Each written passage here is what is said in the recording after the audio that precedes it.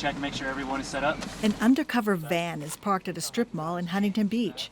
These officers are waiting for word from their colleague, an undercover cop. Make contact.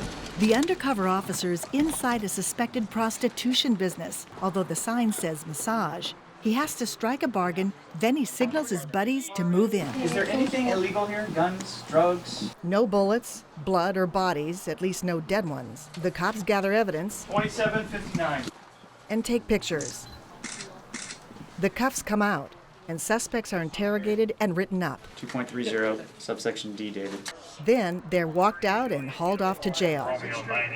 The city, known internationally as the birthplace of surfing, is now awash in happy endings. If you travel through our city, you will notice that almost every corner has a massage parlor on it, and often massage parlors mid-block. Huntington Beach Police Chief Ken Small is struggling with a massage parlor explosion. We've gone from 9 to 65 massage parlors in the city.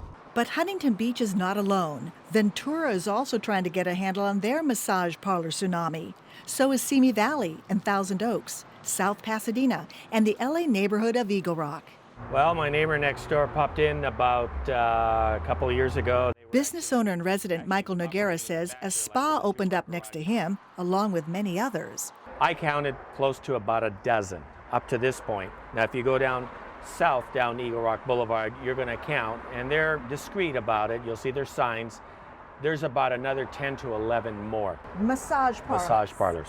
So why are so many illegitimate massage parlors opening up? The problem started in Sacramento 5 years ago. That's when a new law was passed. It took regulatory power for massage parlors away from cities and put it in the hands of a new independent massage council. We've absolutely had our power taken away. Based on my dealings with the Massage Therapy Council. The California Massage Therapy Council certifies individual therapists rather than business owners. As long as an individual is certified, he or she can work without getting a local license. But that makes it very easy for massage parlors to open up without local control, and many of them are fronts for prostitution. At an Eagle Rock Neighborhood Council meeting, the local police explained what they're up against. And see, that's the thing with the state license too, it's that they are mobile.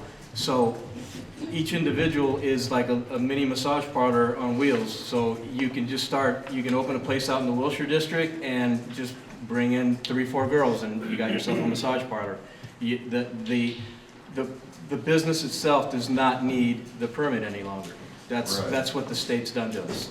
Amos Netanel is the head of the California Massage Therapy Council. But it's very important to understand that there's a distinction, and that is between illicit massage parlors, which are illegal,